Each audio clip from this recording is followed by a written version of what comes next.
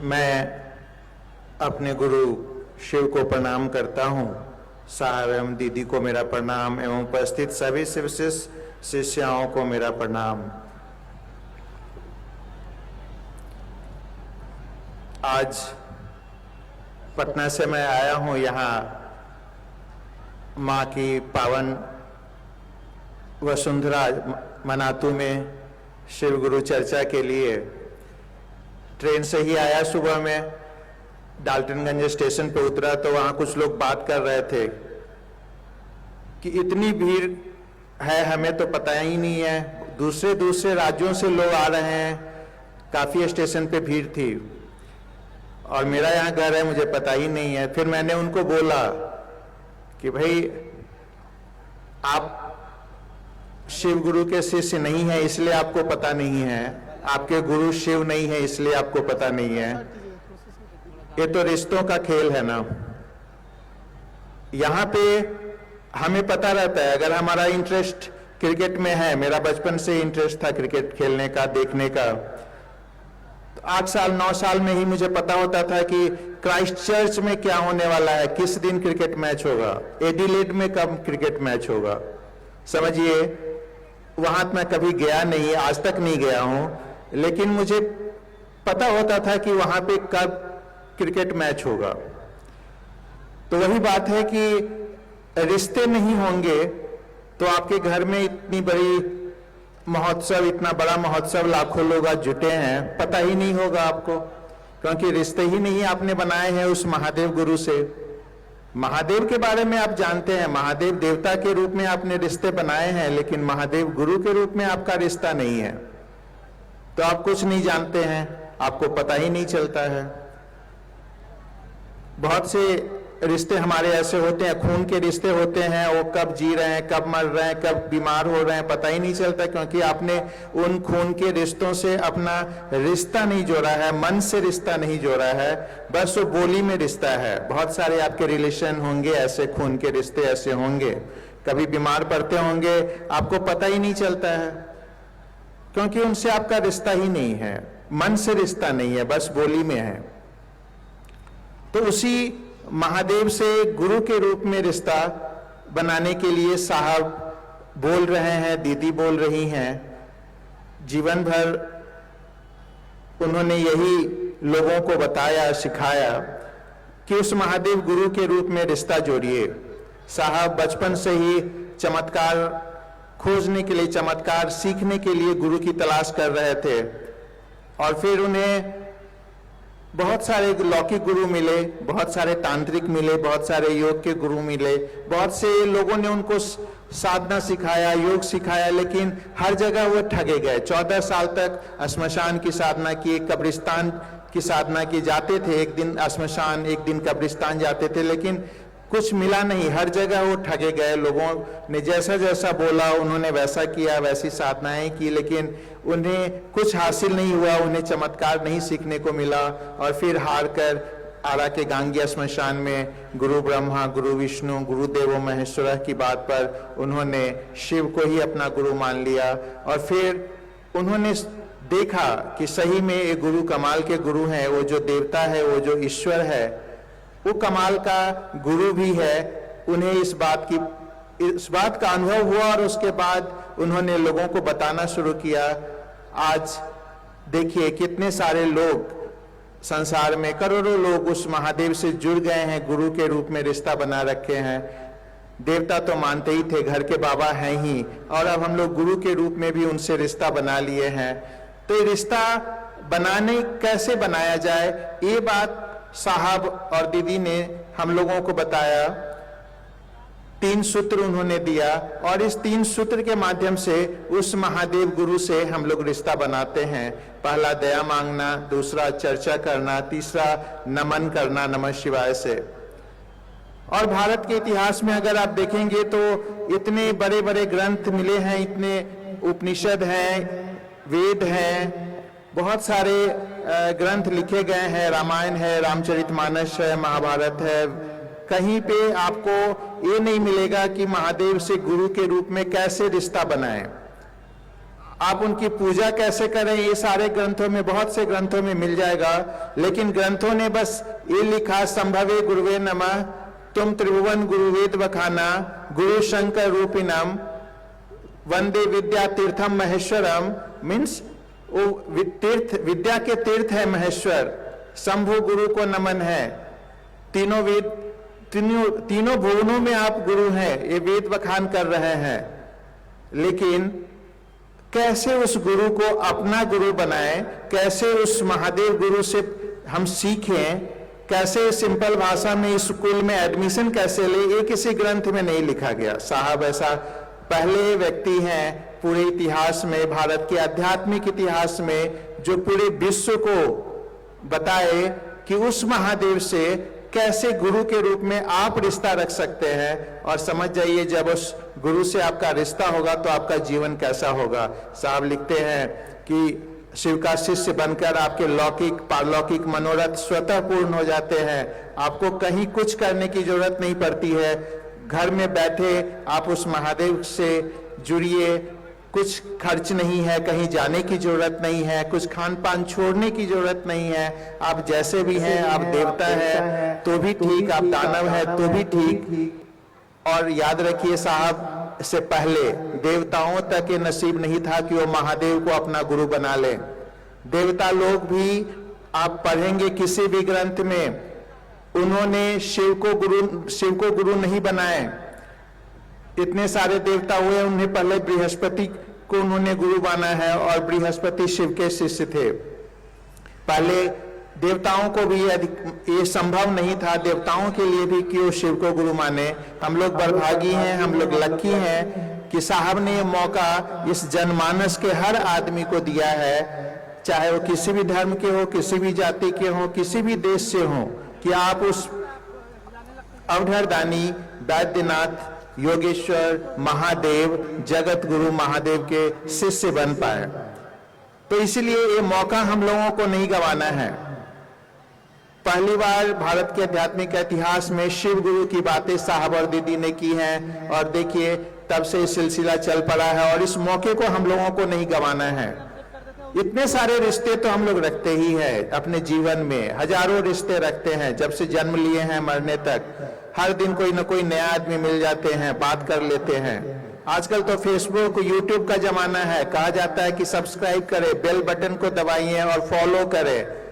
आप लोग करते ही होंगे, यूट्यूब पे हजारों फॉलोअर आप लोगों को फॉलो करते होंगे। एक बार महादेव गुरु को तो फॉलो करके देखिए, क्या चला जाएगा, जाएगा कुछ नहीं। एक बार किस्मत आजमा के यहाँ भी देखेंगे। साहब हमेशा एक लाइन बोलते थे, तेरी महफिल में आकर हम भी देखेंगे।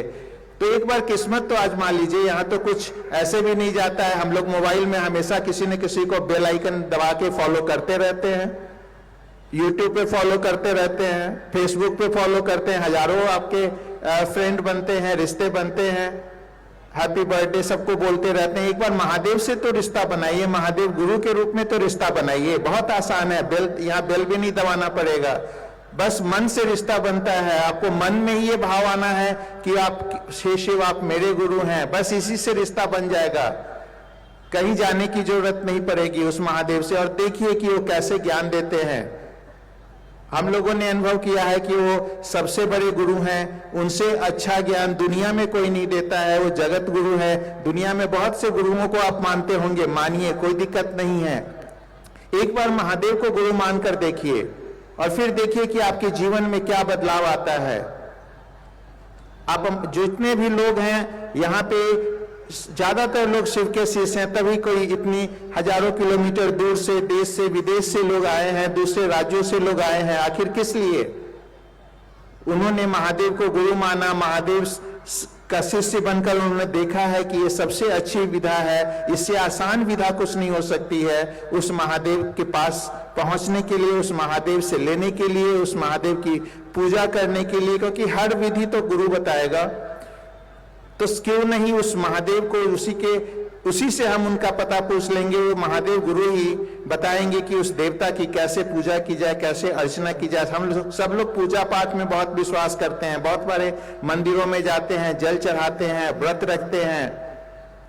तो क्यों नहीं हम उसी परमात्मा से गुरु मानकर उनकी इस पूजा के बारे में या जो भी जानकारी चाहिए, चाहे आप लौकिक है, आप किसी भी कष्ट में फंसे हैं, किसी भी समस्या में फंसे हैं, किसी भी आपको पढ़ने में कहीं पे प्रॉब्लम आ रही, किसी भी प्रॉब्लम का सबका वो जवाब देते हैं, मन से जवाब देते हैं। आप फील करेंगे, आप देखेंगे कि कैसे वो आपको पढ़ाते हैं, कैसे वो आपको ज्ञान देते हैं, कैसे वो आपके जीवन को सुखमय करते हैं। एक बार मान के देखिए, कोई भी फल होता है उसको आपको जब तक टेस्ट नहीं करेंगे आपको पता नहीं चलेगा कि वो मीठा है या खट्टा है।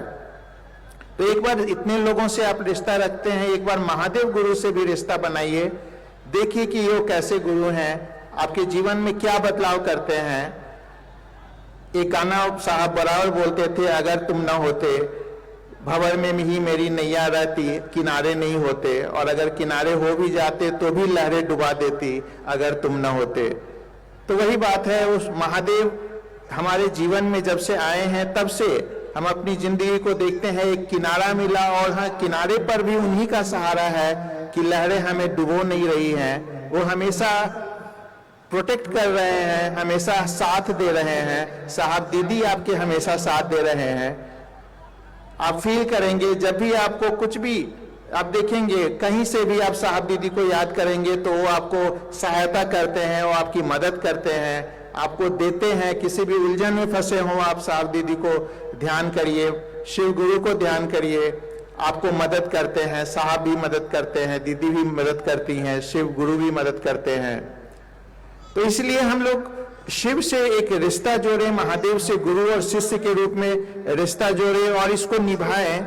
ऐसा नहीं कि रिश्ता बस आज स्कूल में नाम लिखा है, दूसरे दिन स्कूल जाना बंद किए। ये अस्थाई होना चाहिए, क्योंकि शिव शिष्टा में साहब ने बोला है कि बस एक अस्थाई गुरु शिष्य भाव ही अनिवार्य है। अस्थाई जैसे हम लोगों का रिश्ता होता है माता पिता के प्रति, अपने बच्चों के प्रति, और रिश्ता जीवन भर निभाते हैं, वैसे ही उस महादेव से जुड़े रहें और उनसे रिश्ता अस्थाई रखें। ऐसा नहीं कि आज हम लोग चर्चा में आए कल भूल गए। हम लोगों को एक प्रत्येक दिन याद रखना है कि शिव मेरे गुरु हैं, मैं उनका शिष्य हूं, और उनसे दया मांगे। कि हम लोग मांग भी क्या सकते हैं।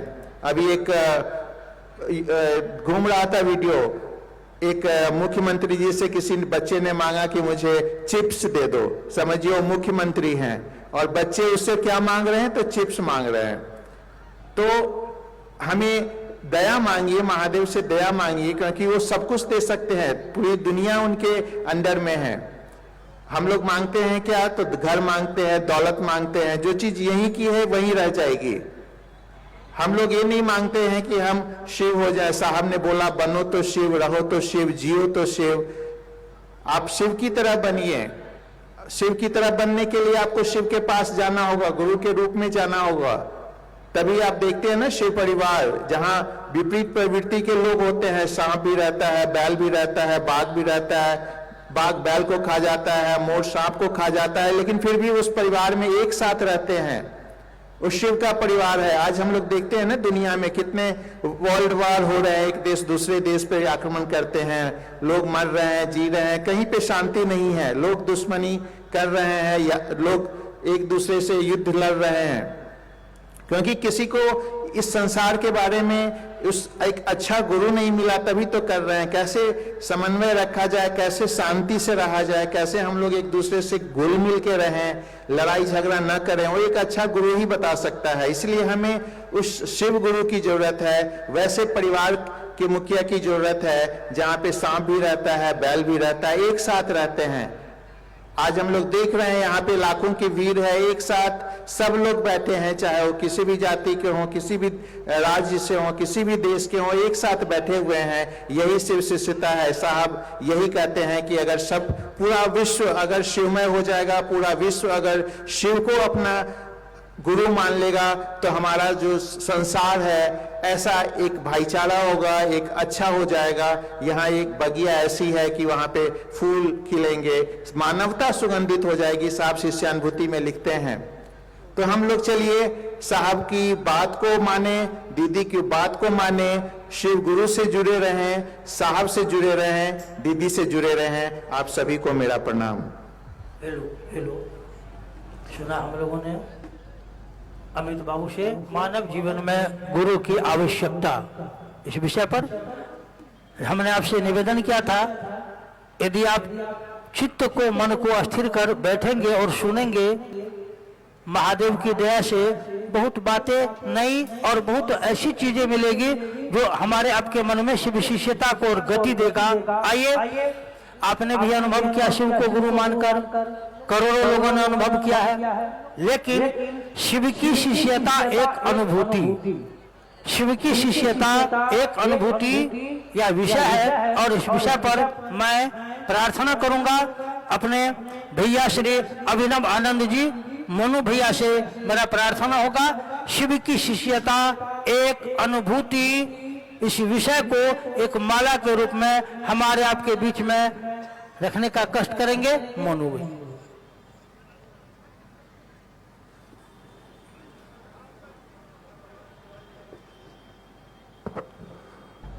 आप सबों के चरणों में मेरा प्रणाम है, आप स्वीकार करिए। और मनातू की इस पावन धरती को भी प्रणाम है। मनातू के लोग सभी को मेरा प्रणाम है। और आज के दिन इस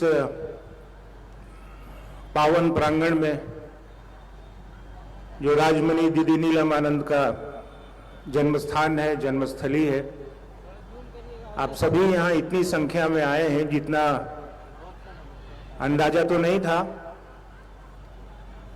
लेकिन यहाँ के स्थानीय लोगों ने और पूरे झारखंड के लोगों ने, जहाँ से भी लोग आए हैं, कार्यकर्ता के रूप में भी जुड़े हुए हैं सभी लोग, सब लोगों की सराहना मैं करता हूं। मैं देख रहा हूं, एक दो दिन से मौका मिला नजदीक से देखने का, सभी लोगों ने बहुत मेहनत करी है। एक बार और मेहनत की आवश्यकता है, क्योंकि ये भाई बहन जहां से भी आए हैं देश के कोने कोने से, साहब श्री हरिंदरानंद जी और दीदी नीलम आनंद के कलेजे के टुकड़े हैं, सभी उनके बहुत प्रिय है। तो सभी से मेरा ये निवेदन होगा कि यहां से अपने घरों की तरफ, गंतव्य की तरफ जाते वक्त एक दूसरे का ध्यान रखें, बच्चों का हाथ न छोड़ें, पकड़ के रखें उन्हें। जहां आपने अपनी गाड़ियां लगवाई हैं वहीं जाएं और धीरे धीरे यहां से जाने का प्रयास करेंगे। क्योंकि चर्चा की कड़ी में मुझे विषय दिया गया है कि मैं अपनी अनुभूति आप सबों से बताऊं, साझा करूं। तो मेरी सबसे बड़ी अनुभूति है कि मैं आप जैसे आप सभी परिवार है, उस परिवार का मैं हिस्सा हूं, मैं भी एक शिव शिष्य हूं आप सबों की तरह। ये एक अनुभूति है, इससे अच्छी अनुभूति और क्या हो सकती है। साहब और दीदी ने तो हवा मिट्टी पानी की तरह 3 सूत्र बांट दिए। अब हमारे और आपकी जिम्मेवारी है कि इन 3 सूत्रों को लोगों को बांटा जाए। साहब हमेशा कहते थे, बांटो यार, तुम्हारे पास जो चीज है, बांटने से चीजें बढ़ती हैं। और इससे अच्छी चीज क्या बांटी जा सकती है कि हम और आप शिव को बांटने चले, हम और आप शिव को दे रहे हैं लोगों को। और जिनके जीवन में शिव आ जाते हैं ना, दीदी कहती हैं कि उनका जीवन शिवमय हो जाता है।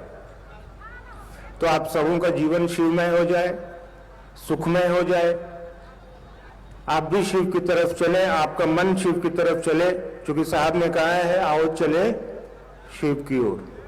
तो शिव की ओर कदम तो जाएंगे नहीं, मन जाएगा हमारा और आपका। तो मन को अपने गुरु शिव की तरफ ले चलने की कोशिश करिए। और जहां तक अनुभूति की बात है, मैंने आपको बताया ही, मैं शिव का शिष्य हूं, जैसे आप हैं वैसे मैं भी हूं।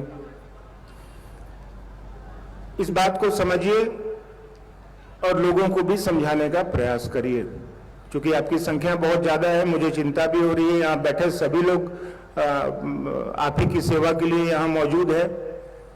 तो आपसे भी विनती होगी कि जरूर अपना ध्यान रखें, आप अपने साथ जिनको लाए हैं उनका भी ध्यान रखें और बड़े इत्मीनान से यहाँ से जाने का प्रयास करिएगा। ये मेरी विनती है, इसको जरूर मानने की कोशिश करिएगा। अब और भी वक्ता लोग हैं, आप उनसे सुनिए। आप सबों के चरणों में मेरा प्रणाम। सुना हम लोगों ने भी मोनू भैया से। आगे जो विषय है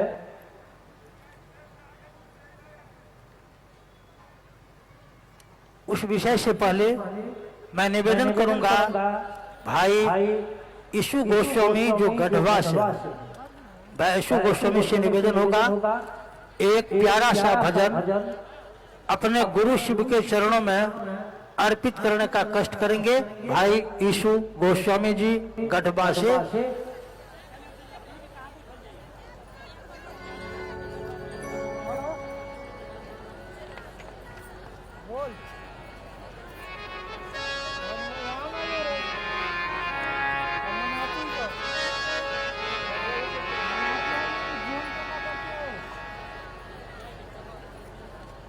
खत्म होता है दाबा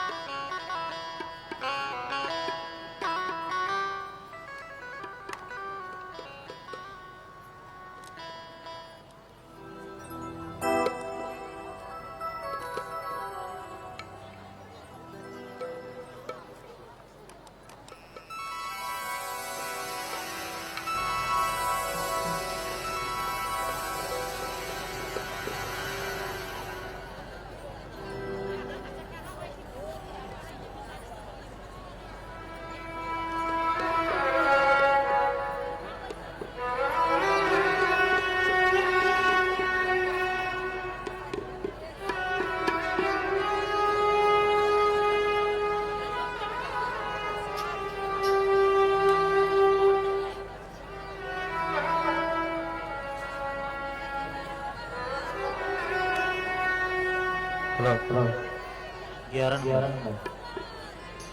9 नंबर हारमोनियम।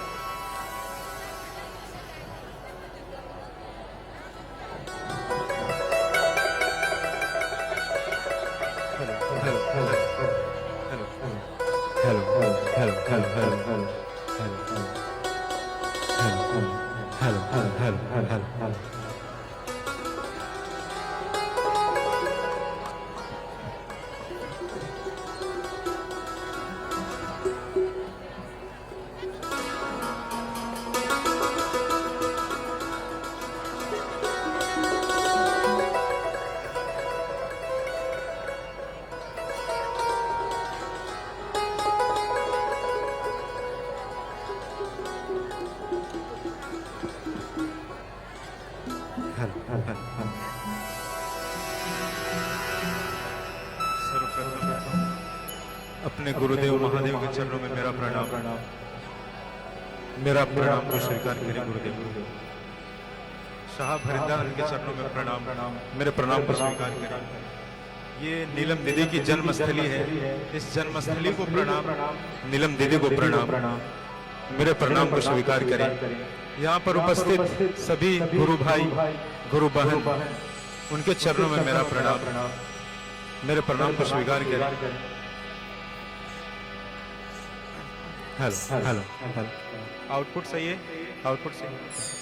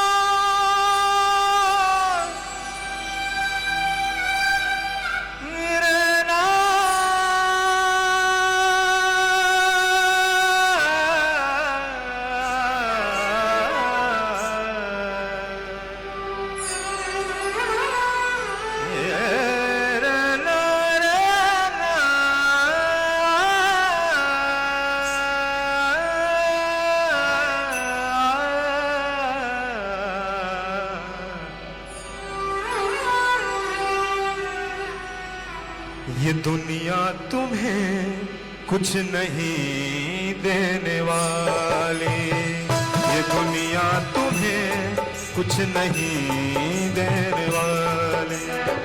साहब के दर पे चला जा सवाली, साहब के दर पे चला जा सवाली। ये दुनिया तुम्हें कुछ नहीं देने वाली, ये दुनिया तुम्हें कुछ नहीं देने वाली। हरिंदर के दर पे चला जा सवाली, हरिंदर के दर पे चला जा सवाली। ये दुनिया तुम्हें कुछ नहीं देने वाली, ये दुनिया तुम्हें कुछ नहीं देने वाली।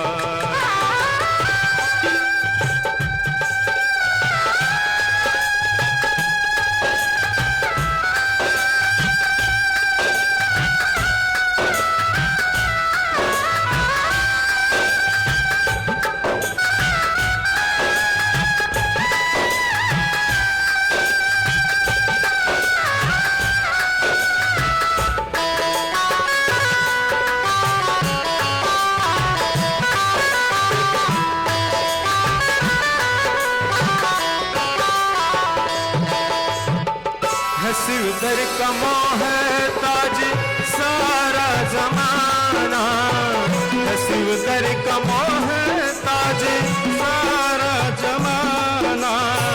हसीदर पे दोनों जहां का खजाना, हसीदर पे दोनों जहां का खजाना। वहां सारी दुनिया की दौलत मिलेगी, वहां सारी दुनिया की दौलत मिलेगी। साहब हरिंदर के बदौलत मिलेगी, साहब हरिंदर के बदौलत मिलेगी। वहाँ तेरा दामन, वहाँ तेरा दामन रहेगा न खाली, वहाँ तेरा दामन रहेगा न खाली। हरिंदर के दर पे चला जा सवाली, हरिंदर के दर पे चला जा सवाली। ये दुनिया तुम्हें कुछ नहीं देने वाली, ये दुनिया तुम्हें कुछ नहीं देने वाली।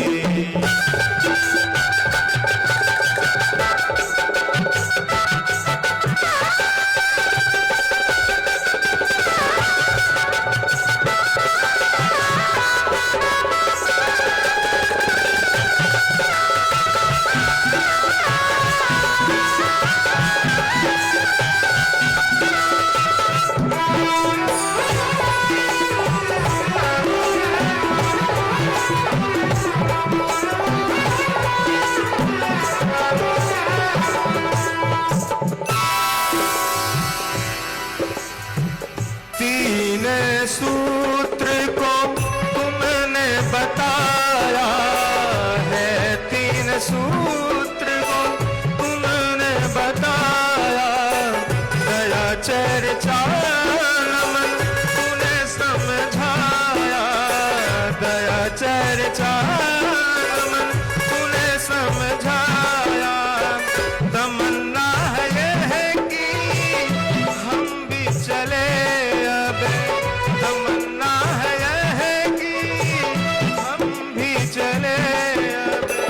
जहाँ तुमने खुद को शिव में समाया, जहाँ तुमने खुद को शिव में समाया। चलो आज कर ले, चलो आज कर ले शिव की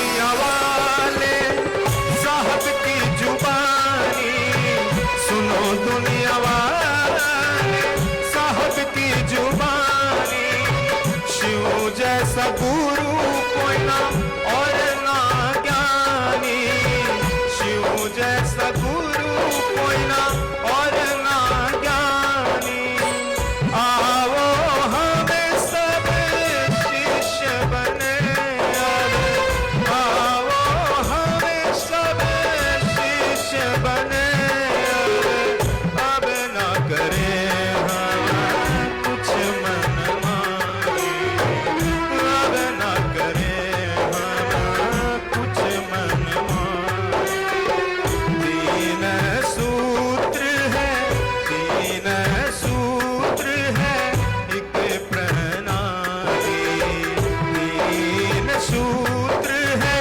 एक प्रणाली, साहब के दर पे चला जा सवारी, साहब के दर पे चला जा सवारी, ये दुनिया तुम्हें कुछ नहीं देने वाली, ये दुनिया तुम्हें कुछ नहीं देने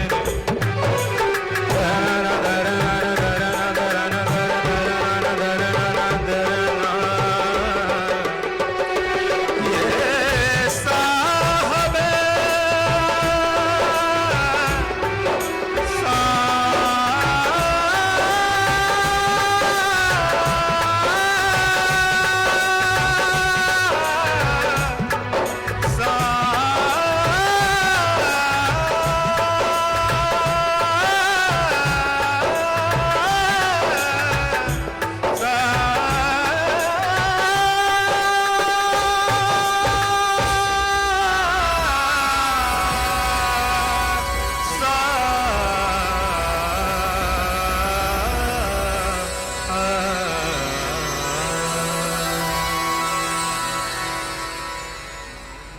आइए सुना हम लोगों ने भाई ईशो गोस्वामी जी से, ये दुनिया तुम्हें कुछ नहीं देने वाली। और आगे जो विषय हमने आपसे पूर्व में निवेदन किया, फिर मैं कहूंगा आप जगह लेकर बैठ जाए, इधर उधर आप घूमेंगे, बात ठीक से सुन नहीं पाएंगे और फिर समझने में दिक्कत होगी। जो विषय है अब मानव जीवन में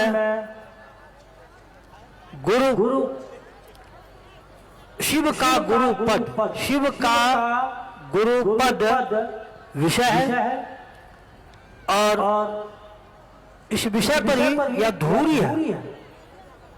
इसी शिव के गुरु पद को साहब श्री ने संसार में उजागर किए। और मैं आपको बतलाऊं, साधु कभी मरते नहीं, साधु कभी मरते नहीं। एक आकाशवाणी आई और उस आकाशवाणी ने जिनके दिल को झकझोर दिया वह हमारी आपकी प्यारी बहन अनुनीता आनंद जी।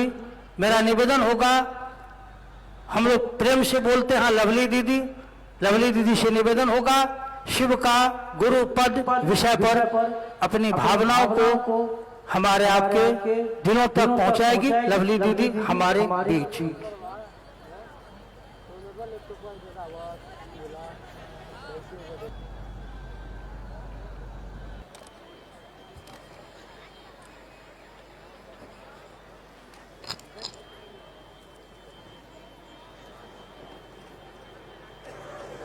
आप सभी को प्रणाम।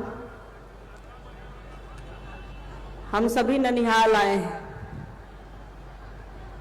मुझे मालूम है कि आप लोग यहाँ या हम लोग यहाँ चर्चा करने और चर्चा सुनने नहीं आए हैं, सभी को मालूम है।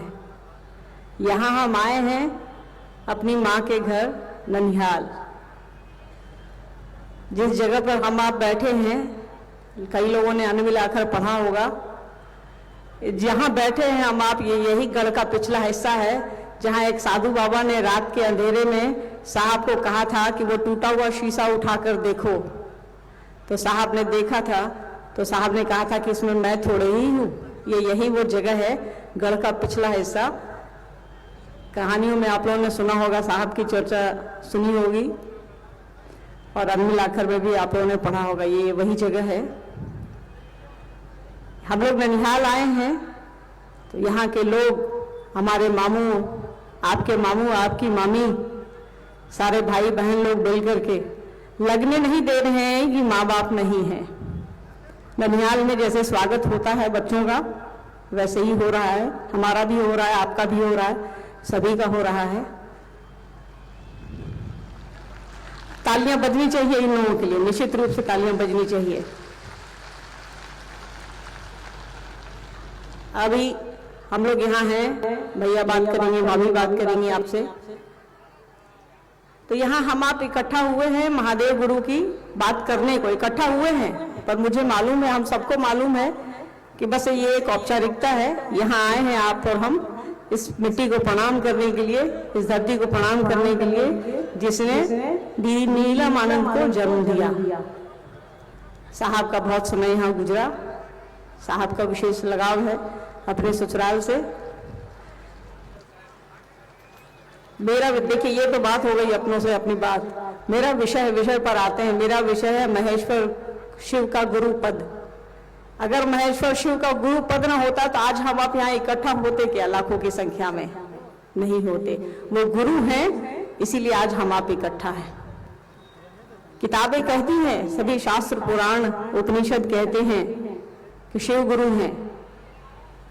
आप रामायण में उठाकर देखें, महाभारत उठाकर देखें, कोई भी ग्रंथ, हमारे सनातन के जो भी ग्रंथ हैं, धार्मिक हो या आध्यात्मिक हो, सभी में ये बात मिलती है कि शिव को गुरु कहा गया है।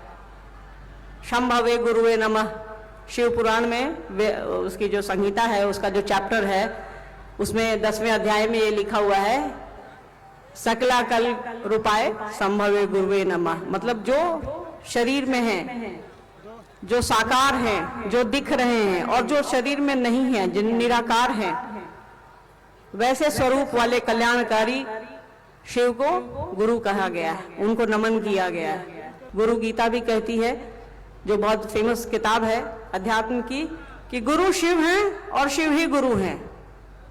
बड़े अच्छे से समझाया हुआ है, जैसा ने समझाया है हमको और आपको, कि गुरु शिव हैं और शिव ही गुरु हैं। उनका ज्ञान ही गुरु है। शिव को पकड़े, उनकी दया को पकड़े, एक ही बात है। हमारे सनातन में चलता है गुरुर ब्रह्मा, गुरुर विष्णु, गुरुर देवो महेश्वर, गुरु साक्षात पर ब्रह्म, तस्मै श्री गुरुवे नमः। गुरु पद को ये श्लोक सबसे बढ़िया तरीके से समझाता है कि गुरु किसको कहा गया है। गुरु परमात्मा को कहा गया है। गुरु में ही वैष्णवी शक्ति है, गुरु में ही ब्रह्मांडी शक्ति है, गुरु में ही संहार की शक्ति है। मतलब गुरु हमारे अज्ञान को तोड़ते हैं, हमारे अज्ञान को खत्म करते हैं, हमारी अज्ञानता का संहार करते हैं, हमारे भीतर, हमारी बुद्धि में, हमारे मन में ज्ञान का बीज बोते हैं। इसीलिए कहा गया है कि उनमें ब्राह्मणी शक्ति है, वैष्णवी शक्ति है और रुद्रात्मिका शक्ति है। सारी शक्तियां उस गुरु में ही हैं और उसी गुरु को परमात्मा कहा गया है, उन्हीं को महेश्वर कहा गया। वही शिव है, वही शंकर है, जो कल्याण करने वाला है वो शंकर है। कहा गया, एक लाइन है ना, शह संग करोति शंकर, जो कल्याण करता है उसको शंकर कहते हैं। वही हमारे आपके गुरु हैं। सभी किताबें कहती हैं। साहब को ये बस ज्ञात हुआ सन 1974 में कि भाई जब परमात्मा को ही गुरु कहा गया है तो परमात्मा को ही गुरु बना लिया जाए। साहब ने ये अपने परिवार में सुन रखा था, दादाजी और दादी माँ से सुन रखा था कि शिव को परमात्मा कहा गया है, और ये श्लोक, इस श्लोक के आधार पर उन्होंने शिव को गुरु बना लिया। और गुरु ऐसा बनाया, रात के अंधेरे में बनाया सन 1974 में, नवंबर के महीने में गांगी श्मशान में। और आज देखिए, एक आदमी ने अंधेरे में शिव को गुरु बनाया और आज हमारे आपके जीवन में, करोड़ों लोगों के जीवन में रोशनी फैल गई है। तो ये गुरु का पद ही ऐसा है, इनके बिना हम आप कुछ कर ही नहीं सकते हैं। सब कुछ अछूता है, ज्ञान नहीं है तो हम आप कुछ नहीं कर सकते हैं। सारी चीजें ज्ञान से रिलेटेड है। हमको और आपको मोबाइल मिल जाए, कोई अगर नहीं बताए कि ये ऑन कैसे होगा, ऑफ कैसे होगा, नंबर कैसे लगेगा, तो हम आप कुछ नहीं कर सकते हैं। तो ज्ञान गुरु देते हैं। अब ज्ञान किस संदर्भ में हमको और आपको चाहिए, ये थोड़ा समझने की आवश्यकता है कि मोबाइल सीखना है, जगत सीख रहा है, या शिव को सीखना है। उनको बस समझा ही जा सकता, साधा तो जा नहीं सकता। तो उनसे दया पाने के लिए साहब ने हमको और आपको 3 काम बताया कि शिव का गुरु पद तभी परिभाषित होगा जब उनके शिष्य होंगे। साहब की बात याद रखिए, दीदी माँ की बात याद रखिए। उन्होंने कहा है कि इतना अच्छा गुरु है, उसका चेला ही नहीं है।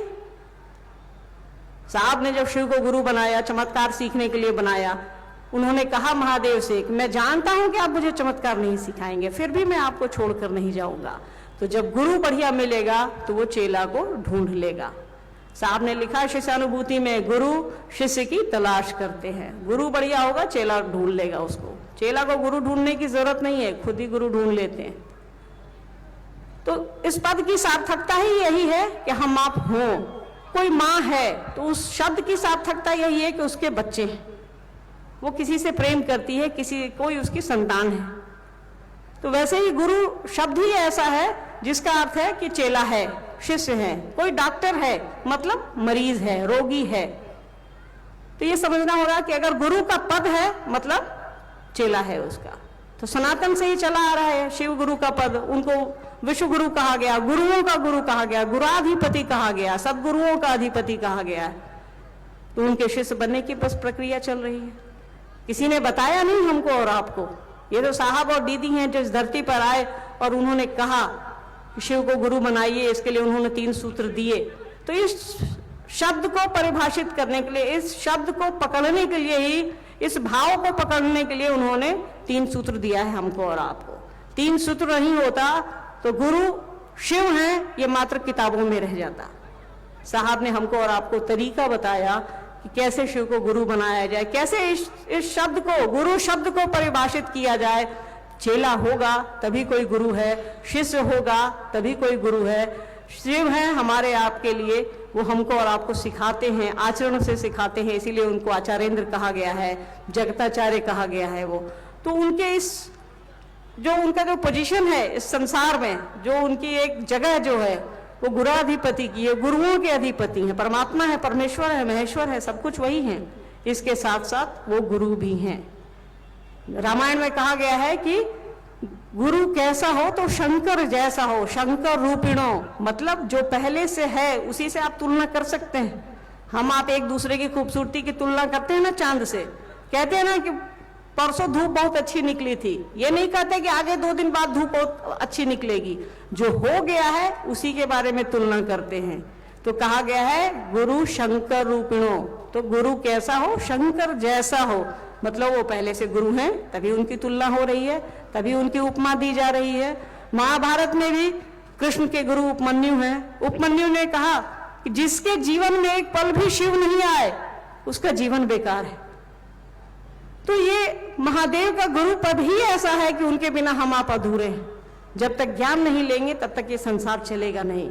इसीलिए वो दुनिया के सबसे बड़े गुरु हैं, क्योंकि उन्होंने हमको और आपको बनाया है। जिसने बनाया है उससे अच्छा गुरु कोई नहीं हो सकता है। तो यही है शिव का गुरु पद। ज्यादा कुछ कहने को नहीं है। साहब दीदी आपको समझा रहे हैं, आप समझ भी रहे हैं, हम आप सभी समझ रहे हैं इस दिशा में, इस विषय पर। उन्होंने किताबें लिखी हैं, शिष्यानुभूति लिखी है, उनकी लाखों शिव चर्चाएं हैं, यूट्यूब पर उपलब्ध हैं। माँ की तो थोड़ी कम है। सुनिए, समझिए, उनकी पुस्तक पढ़िए और आपस में साथ मिलकर के आगे बढ़िए। ये साथ चलने की विधा है। भगवान शिव की शिष्यता साथ चलने की विधा है, एक साथ चलने की विधा है, प्यार से चलने की विधा है, प्यार की विधा है। तो एक साथ चलिए, सुरक्षित रहिए, सुरक्षित जाइए। इतनी भीड़ है यहाँ, ये भीड़ जो है मुझे मालूम है मेरे लिए या किसी और के लिए या किसी और के लिए नहीं आई है। ये भीड़ सिर्फ और सिर्फ साहब और दीदी माँ के लिए आई है। आप सिर्फ उनके लिए आए हैं, उनकी इस जगह के लिए आए हैं। हम सभी को मालूम है, हम सभी ये समझते हैं, आप सभी का स्वागत करते हैं। आपको कुछ कठिनाइयां भी हो रही हैं, हमें मालूम है। थोड़ी मदद की जरूरत है आपसे भी, और हम लोग भी लगे हैं, सारे लोग, सारे गुरु भाई गुरु बहन कार्यकर्ता यहाँ के लगे हैं। लगभग 1000 कार्यकर्ता अनु भैया ने बनाया है, वो सभी आपकी मदद के लिए लगे हैं। तो सुरक्षित जाइए, अच्छे से घर पहुंचिए। आपका सुरक्षित घर पहुंचना हम सभी की जिम्मेदारी है। तो जब तक आप सुरक्षित घर नहीं पहुंचेंगे, हम सभी की जिम्मेदारी पूरी तरह से वहन नहीं होगी। अभी आएंगी भैया, बात करेंगे आपसे, भाभी बात करेंगी। आप सभी के चरणों में मेरा प्रणाम। सुना हम लोगों ने लवली दीदी से शिव का गुरु पद और बहुत सारी बातें। मैं जो अगला विषय है, अगला विषय, आप भी बोलते हैं कि अरे अब तो हमारा संसार का सारा संबंध छूटता जा रहा है, जो मेरे गुरु भाई हैं, मेरे गुरु बहन हैं, वही मेरे अपने हैं। विषय है अपनों से अपनी बात, अपनों से अपनी बात। और इस विषय पर मैं प्रार्थना करना चाहूंगा। हमारे आपके बीच अर्चित आनंद भैया उर्फ अनु भैया मौजूद हैं। अर्चित आनंद भैया से मेरा निवेदन होगा, हम प्रार्थना करना चाहेंगे। अपनों से अपनी बात, 2 शब्द आप हमारे दिलों में महादेव की दया और साहब श्री दीदी जी के आशीर्वाद से रखने का कष्ट करेंगे। अनु भैया हमारे बीच।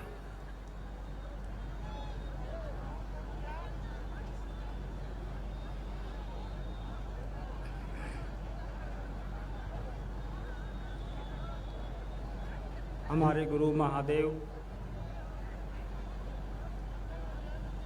साहब, दीदी और मनाथू के इस पवित्र प्रांगण में बैठे तमाम गुरु भाई गुरु बहन को मेरा प्रणाम है।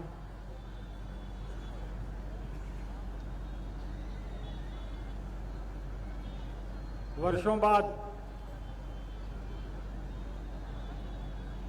एक आयोजन मनाथू गढ़ के इस प्रांगण में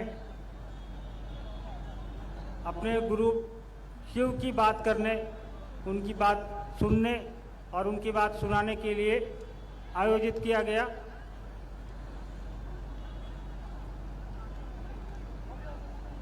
हमारी आपकी माँ दीदी नीलम आनंद की यह जन्मस्थली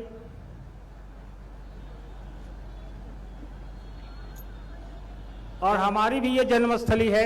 हम लोगों का भी जन्म इसी स्थल पे हुआ है, मनातू में ही।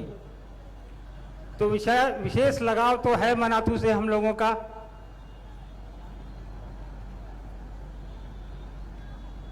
और माँ तो माँ होती हैं। ये अलग बात है कि दीदी नीलम के शरीर से हमने जन्म लिया है, लेकिन दीदी नीलम ने आपके हमारे जैसे करोड़ों बच्चे इस देश में खड़े कर दिए हैं अपने शिव गुरु के नाम के लिए। हमको आपको जो प्रेम, जो स्नेह, जो दिशा उन्होंने एक माँ की तरह दिया, आज उसका नतीजा पूरी दुनिया में दिखाई दे रहा है। हमने बचपन से देखा उनको कि गुरु भाइयों में, गुरु बहनों में जो भी उनके पास आया, जो भी उनसे मिला, उसको भी उतना ही स्नेह मिला जितना हम लोगों को मिलता था। उन्होंने ये बगिया जो सींची है शिव शिष्यों की, साहब श्री हरिंद्रानंद जी के कदम से कदम मिलाकर, उन दिनों भी हम लोगों ने देखा है जब उंगली पे गिने चुने शिव शिष्य हुआ करते थे। साहब और दीदी घंटों लोगों को समझाते थे, अपना खिलाते थे, अपनी गाड़ी पे बुलाते थे, अपनी गाड़ी से उनको घर भी पहुंचाते थे, इस उम्मीद में कि यह व्यक्ति शिव को अपना गुरु बना लेगा। और ये एक दिन का काम नहीं था उनका, प्रतिदिन दीदी नीलम आनंद की जन्मभूमि पर आप बैठे हैं। उनकी पृष्ठभूमि, उनका पूर्व का किसी को बताने की जरूरत नहीं है कि वो किस घर से आती थी, किसी चीज की दिक्कत नहीं, किस घर में ब्याही गई थी, वहां भी किसी चीज की दिक्कत नहीं। साहब खुद एक अधिकारी, उसके बावजूद साहब और दीदी ने शिव की शिष्टता को हर एक दिल में उतारने के लिए हमारे आपके बीच मेहनत की। शिव का गुरु स्वरूप स्थापित हो जाए हमारे आपके दिलों में, हमारे आपके जेहन में, उसके लिए काम किया।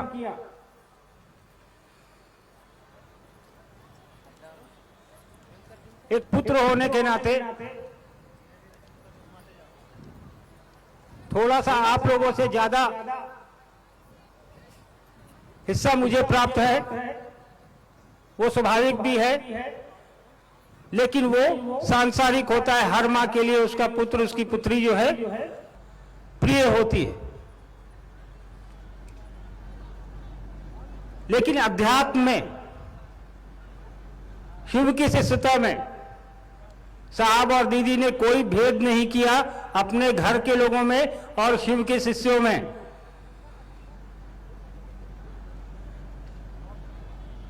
और एक मां की यही असलियत होती है कि उसके लिए बच्चे सभी समान होते हैं, जो उसके शरीर से निकले हैं वो भी, जिसको वो अपना बच्चा मानती है वो भी। एक छोटा सा किस्सा सुनाता हूं मैं आप लोगों को। मधेपुरा में साहब मजिस्ट्रेट हुआ करते थे। ये किस्सा मैंने एक दो जगह और सुनाया है। इस कहानी को सुनाने के पीछे एक मेरा मतलब है कि आप लोग को समझिएगा इसके मर्म को कि मैं क्यों बता रहा हूं। एक मां का दर्द क्या होता है या एक मां का एहसास क्या होता है बच्चों के लिए। यहां मोनू लवली भी बैठे हैं,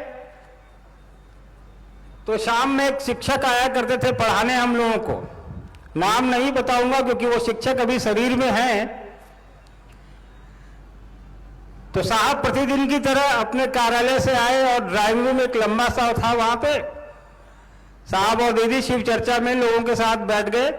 वो शिक्षक जो थे उनका पढ़ाने का समय हुआ, वो आए और हम लोग तीनों को एक साथ ही पढ़ाते थे वो। तो उस दिन मेरा मन नहीं था, हमने कहा कि आज पढ़ने की इच्छा नहीं है, क्या करें कि शिक्षक महोदय यहां से चले जाएं बिना पढ़ाए। तो दिमाग में कुछ खुराफात मेरे आया कि कैसे शिक्षक महोदय को यहां से निकाला जाए, आज छुट्टी मिल जाए। तभी मुझे ध्यान आया कि साहब के पूजा रूम में एक सांप रखा हुआ है। लवली को याद होगा, वो अभी भी है सांप, वो काला वाला। और वो सांप जो है वो बिल्कुल असली सांप की तरह दिखता था। वो आज भी है, रांची में रखा हुआ है पूजा घर में वो सांप। तो मैं गया चुपके से पूजा रूम में, वो सांप उठा ले आया और गेट के पीछे से उस कमरे में घुसा दिया। तो शिक्षक महोदय को पहले सांप दिखाई दे गया, इतना जोर से चिल्लाए कि सांप तो क्या डरेगा, लकड़ी का था, हम डर गए। हमने सांप जल्दी में उठाया, वापस पूजा रूम में रखा और वापस आके पूछा क्या हुआ सर। तो बोले भागो भागो वहां सांप है। लेकिन सर इतनी जोर से चिल्लाए थे कि बगल के कमरे में जहां साहब दीदी शिव चर्चा कर रहे थे गुरु भाई बहनों के साथ, सारे लोग दौड़ के चले आए कि कहां है सांप। तो सांप रहे तब तो मिले, सांप तो पूजा रूम में था। साहब समझ गए कि शैतानी इन्हीं की है, क्योंकि मैं ही सबसे किनारे बैठा था। तो साहब ने कुछ किया नहीं, एक थप्पड़ मुझे लगाया। उसके बाद कहा कि इसी का काम है। खैर थप्पड़ लगने का दुख तो नहीं था, लेकिन उसके बाद मास्टर की पढ़ाई से छुट्टी मिल गई, इसकी खुशी जरूर थी। मास्टर साहब तो चले गए कि आज नहीं पढ़ाएंगे, डर गए थे। मां वहीं खड़ी रह गई, साहब भी अपना चर्चा में वापस चले गए। इसके बाद देखिए एक मां का दर्द, थप्पड़ जिसके बेटे को लगा था, वो कह क्या रही हैं। और गुरु भाई जो खड़े थे उनसे कि बताइए लकड़ी के सांप से कोई डरता है, मेरे बच्चे को पिटवा दिया। उसको ये नहीं लग रहा है कि मास्टर डर गया, बच्चा मार खाया, गलती भी किया है, लेकिन उसको लग रहा है बच्चा मास्टर डरा क्यों, लकड़ी के सांप से कोई डरता है। तो एक देखिए एक मां का दर्द ये होता है। उन्होंने अपने बच्चों को, आपको, किसी को भी, उनका पल प्रतिपल का जो स्नेह है वो आज भी आपको हमको मिल रहा है। जब दिल्ली एम्स में भर्ती थी वो, बगल में उनके पेशेंट आते थे नए नए, वो ठीक होके जाते थे, उनको वो शिव चर्चा सुनाती, उनको ठीक होने का आशीर्वाद देती। साहब कहते भी थे तुम ये क्या करती हो, उसका कष्ट तुमको लेना पड़ेगा। खुद इनकी दोनों किडनियां फेल थी, लेकिन दूसरों को आशीर्वाद देती थी उसी एम्स में कि तुम ठीक हो जाओगे।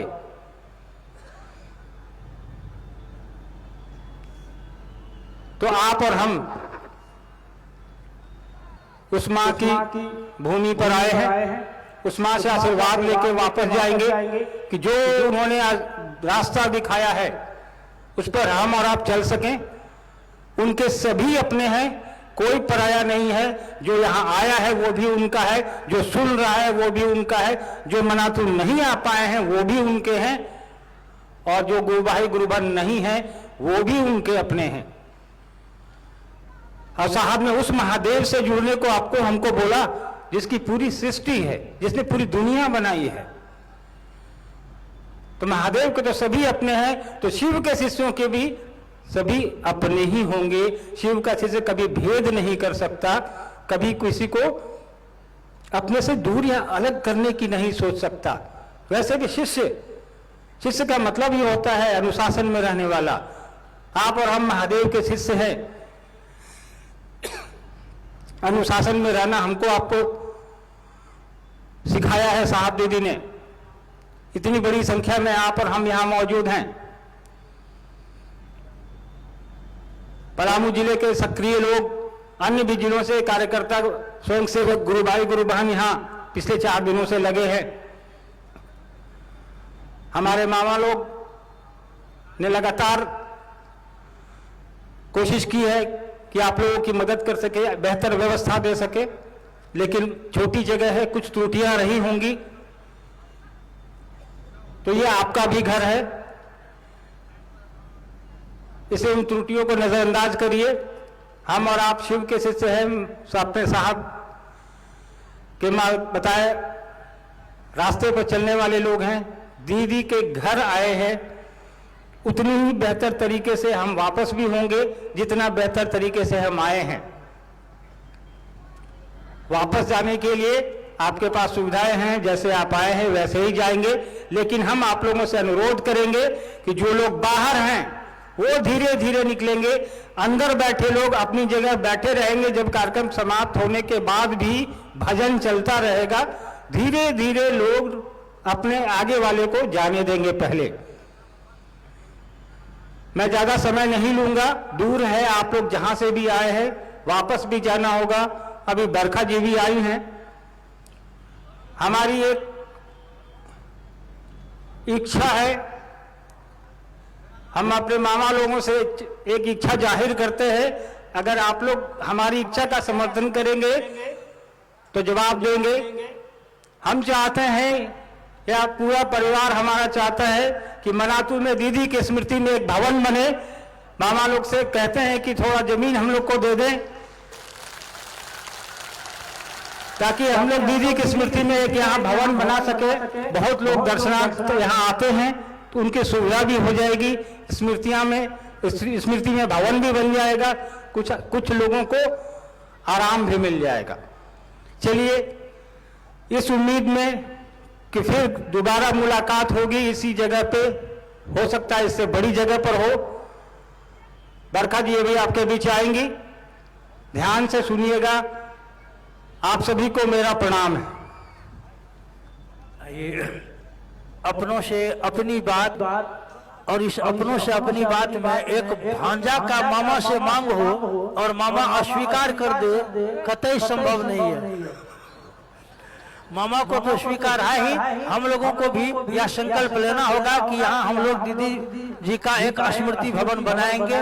आइए, हमारे आपके बीच बरखा दीदी आएगी, उससे पहले एक भजन आप लोग सुनना ही चाहेंगे। एक भजन के लिए हम निवेदन करेंगे। भाई चंदन जी जो सहरसा से हैं, भाई चंदन जी से मेरा निवेदन होगा, एक भजन अपने गुरु शिव के चरणों में अर्पित करने का कष्ट करेंगे। और आप तमाम भाई बहनों से निवेदन होगा, भजन का आनंद लेते हुए जो खड़े हैं जहां कहीं भी कृपया बैठ जाए, जो खड़े हैं वे बैठ जाए। एक भजन भाई चंदन जी से हम लोग सुनते हैं, और हम चाहेंगे कि भजन शिव साक्षात शिवान में आके गोरमुख जग को किए, भाई चंदन जी से हम लोग सुनता है एक भजन।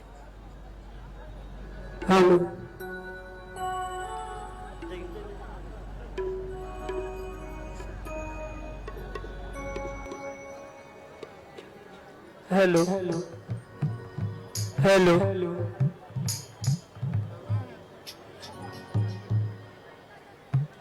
साहब दीदी के चरणों में मेरा प्रणाम। हेलो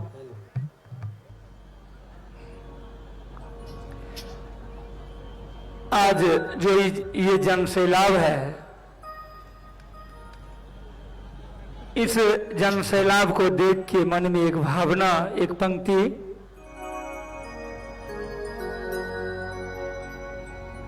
हम सब आए हैं, हम सब आए हैं। कहाँ आए हैं? अपने अपने ननिहाल, आके हो गए निहाल, हम सब आए हैं। आइए, प्यारा सा भजन।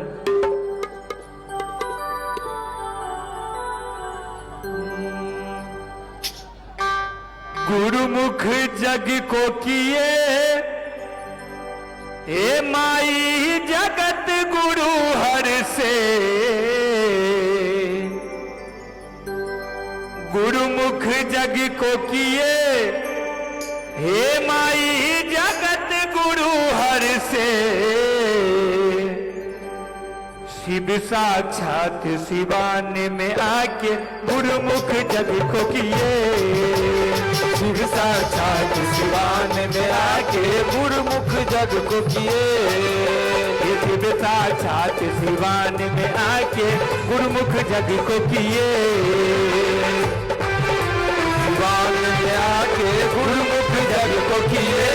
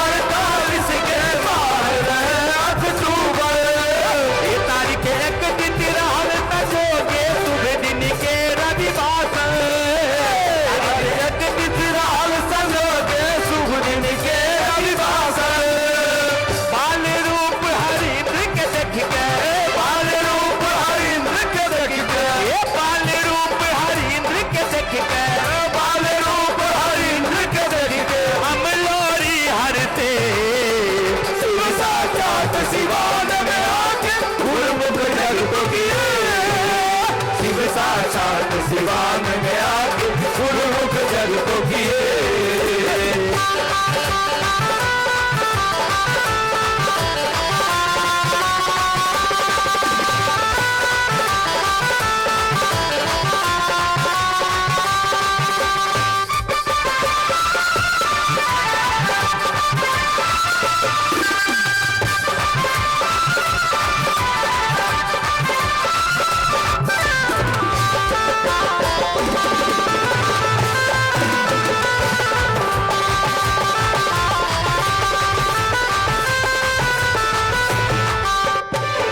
और साहब के माता जी का नाम क्या है, थोड़ा गौर करेंगे। हे माता राधा के आंचल में शिव साक्षात खिलावे। माता राधा के आंचल में शिव साक्षात खिलावे। हे माता राधा के आंचल में शिव साक्षात खिलावे। माता राधा के आंचल में शिव साक्षात खिलावे। बाबू विश्वनाथ जगत में शिव के सगरे घुमावे। बाबू विश्वनाथ जगत में शिव के सगरे घुमावे।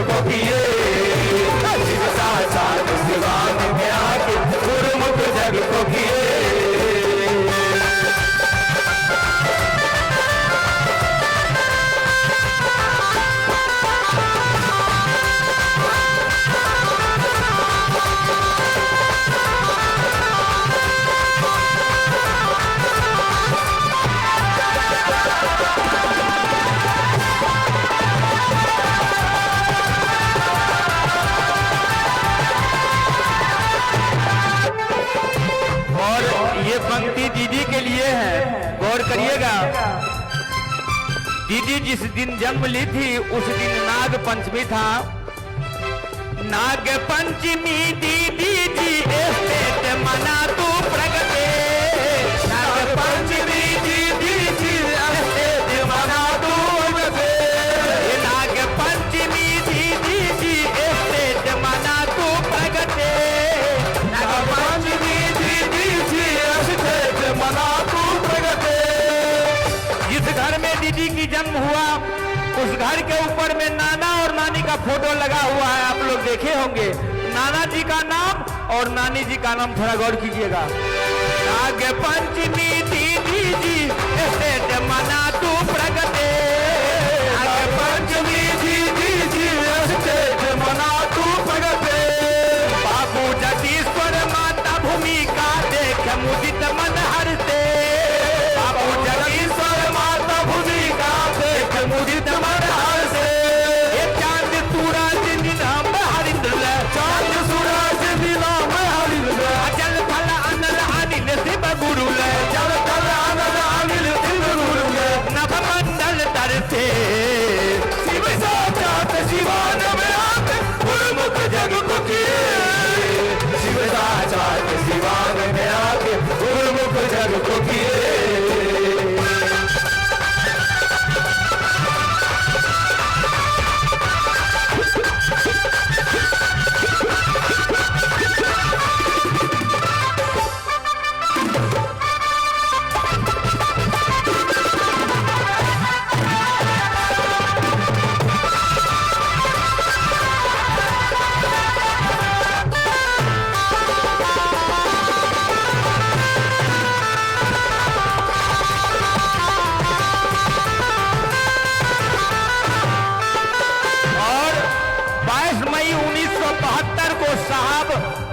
और दीदी एक संग हुई है। 22 मई 1972 शिव संग शक्ति शोभे। 22 मई 1972 शिव संग शक्ति शोभे। 22 मई 1972 शिव संग शक्ति शोभे। 22 मई 1972 शिव संग शक्ति शोभे। लाल लाल एक हमर साहब के देख के सबके जिया डरावे। लाल लाल एक हमर साहब के देख के सबके जिया डरावे। मात बरत डूबी तल जहिना, मात बरत डूबी तल जहिना। मात बरत डूबी तल जहिना, मात बरत डूबी तल जहिना। जगत गुरु प्रगटे जगता चाट शिवान में आके गुरुमुख जग को किए। शिव साक्षात शिवान में आके गुरुमुख जग को किए।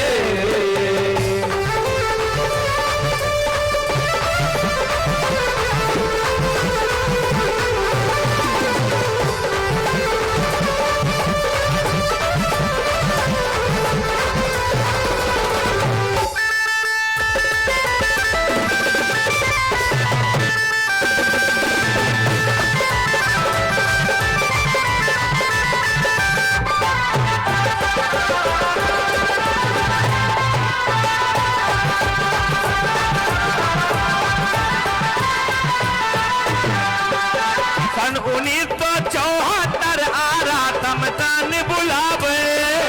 सन 1974 आरा समतान बुलावे। ये सन 1974 आरा समतान बुलावे। सन 1974 आरा समतान बुलावे। पवित्र व्रत के युवा हृदय सा युवा गुरु बहरावे। पवित्र व्रत के युवा हृदय का युवा गुरु बहरावे। स्वयं सदा शिव हरिंद्र में बस के, स्वयं सदा शिव हरिंद्र में बस के, स्वयं सदा शिव हरिंद्र में बस के, स्वयं सदा शिव हरिंद्र में बस के। अपने से जोड़े शिव साक्षात शिवान में आके गुरुमुख जग को किए। शिव साक्षात शिवान में आके गुरुमुख जग को किए।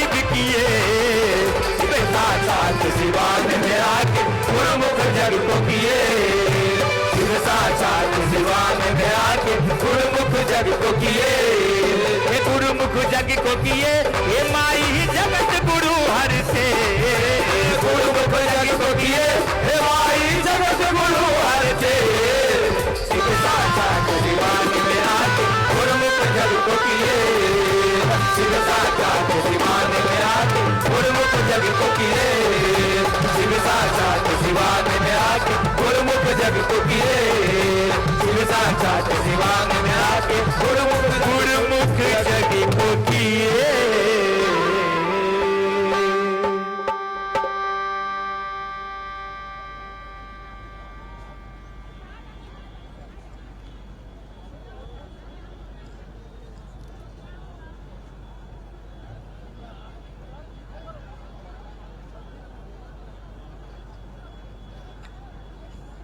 Hello hello mic testing hello.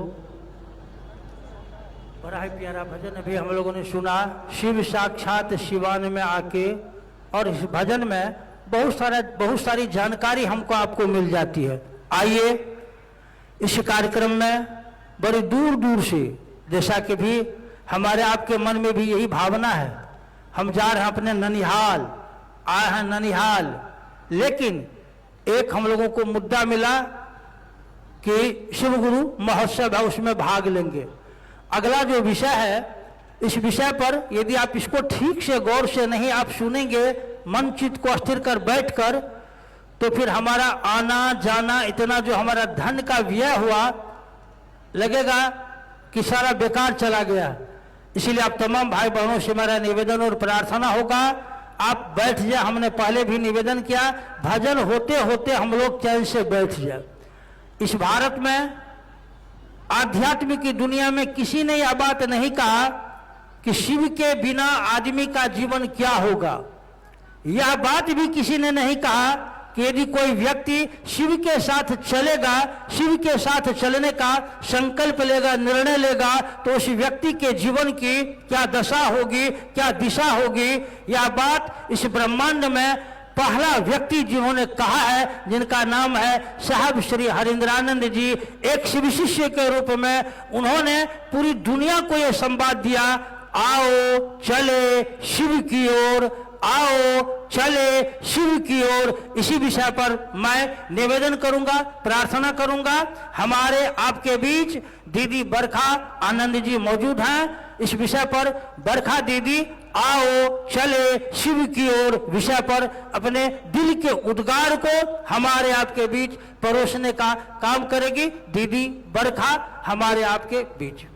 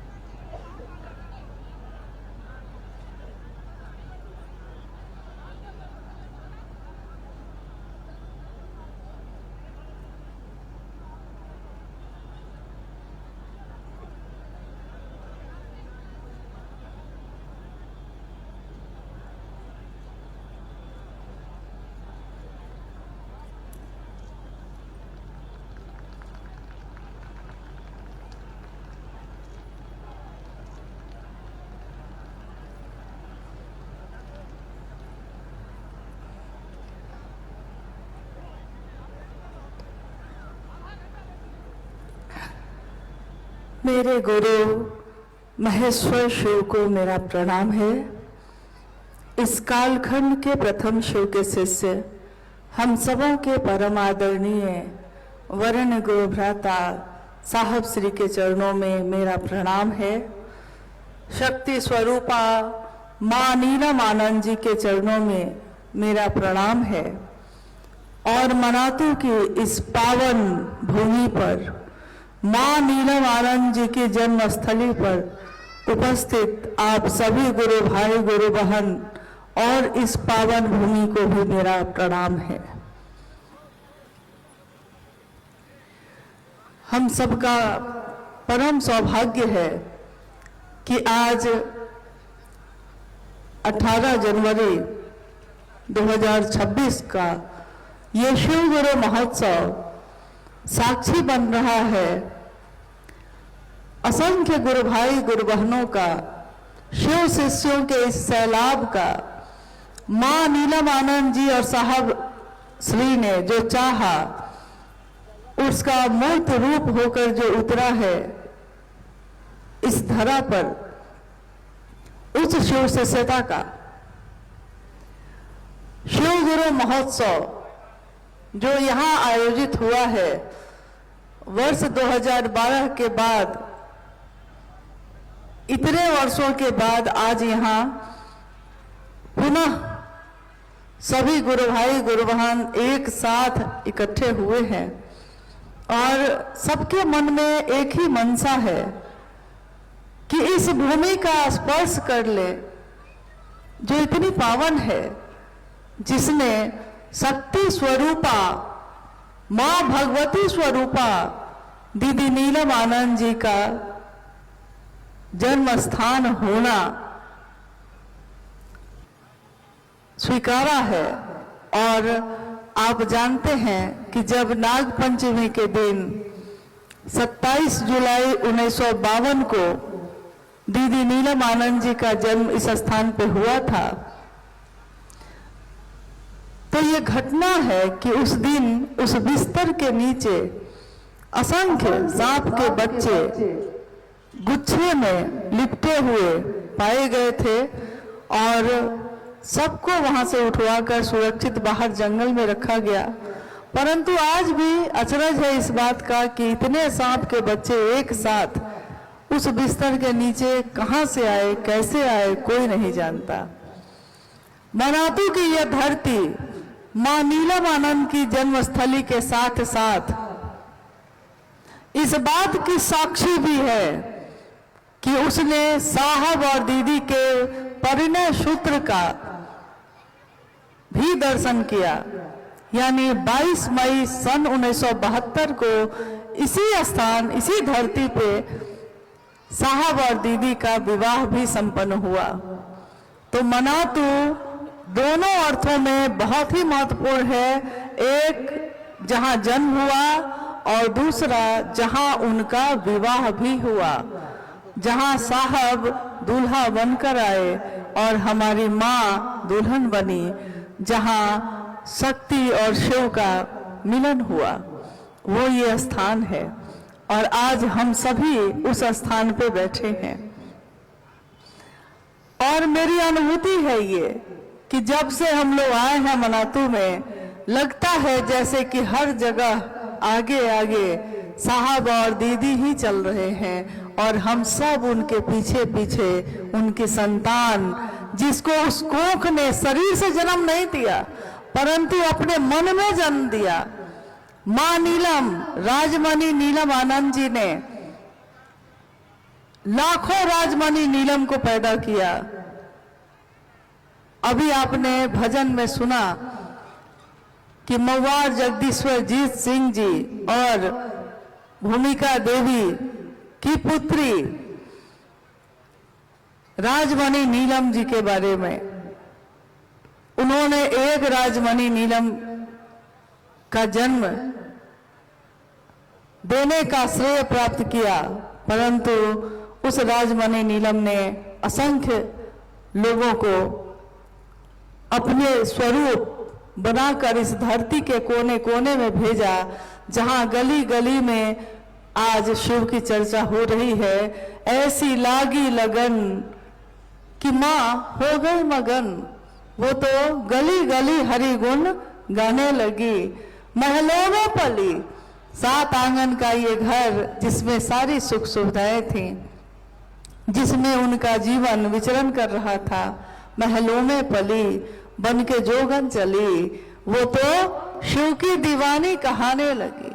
ऐसी लागी लगन और साहब के साथ कदम से कदम मिलाकर शिव की शिष्यता में वो चल रही है।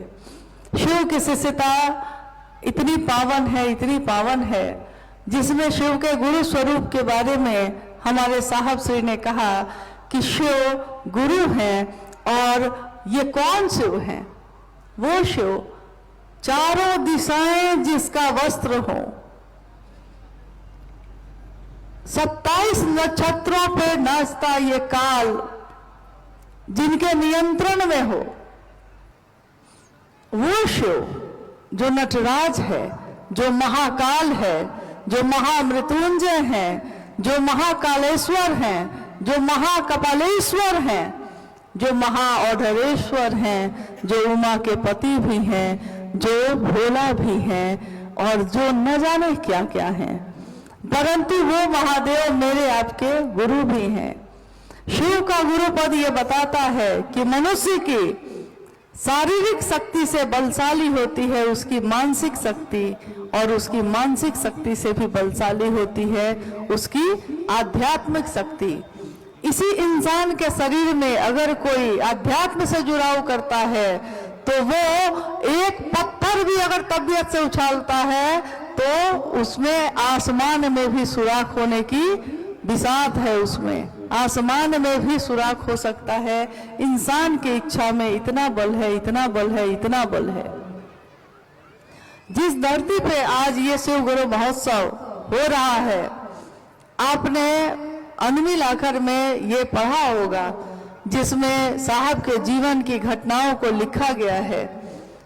उसमें लिखा गया है कि मनातू बंगला के, मनातू का जो ये घर है जो आज खंडहर बन गया है, परंतु आज भी उसके कुछ अवशेष शेष हैं और कुछ घर भी बने हुए हैं जिसमें माँ के भाई भाभी, उनके भतीजे भतीजी, बहन बहनोई, सभी लोगों का आना जाना, पूरे लौकिक परिवार का आना जाना लगा रहता है इस धरती पे। जब वो पाटन में, इसके बगल में, मनातू के बगल में एक जगह है पाटन, जब साहब पाटन में पदस्थापित हुए, 1980 के दशक की ये घटना है कि वहां से मनातू बिल्कुल बगल में है, तो साहब और दीदी अक्सर मनातू आते रहते थे।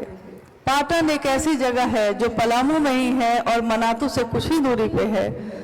साहब और दीदी के जीवन के बहुत सारी चमत्कारिक घटनाएं यहाँ हुई और उसी दरमियान एक घटना होती है।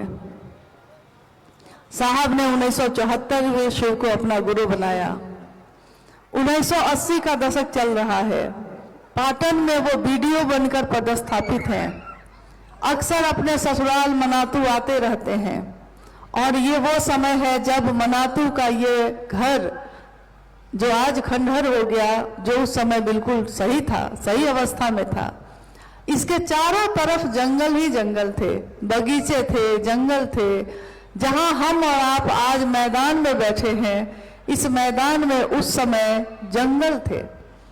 और साहब ने अपने जीवन की घटना को, माँ ने अपने जीवन की घटना को जो बताया है, उसमें इस स्थान की जो घटना है वो बड़ी महत्वपूर्ण है शिवशिष्टता में।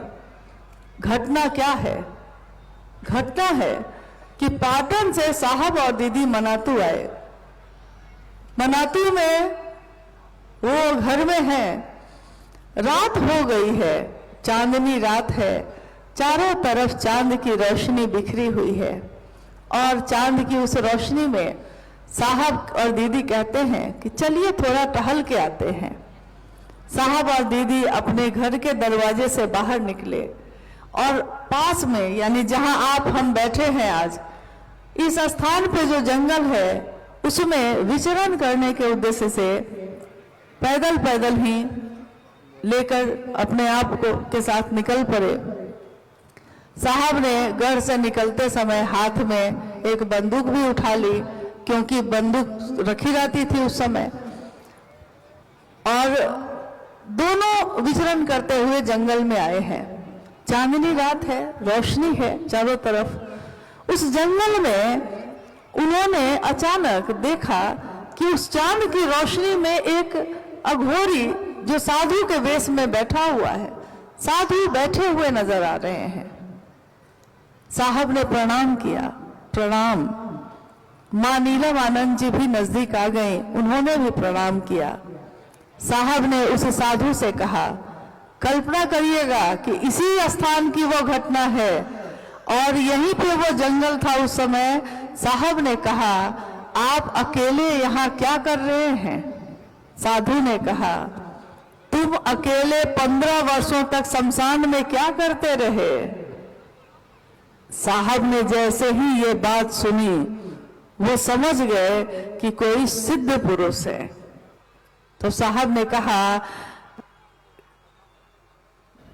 कि मैं तो आपसे इसलिए पूछ रहा था कि आप अकेले बैठे हैं, लेकिन मैं तो शमशान में साधना करता रहा और मैंने शिव को गुरु बनाया।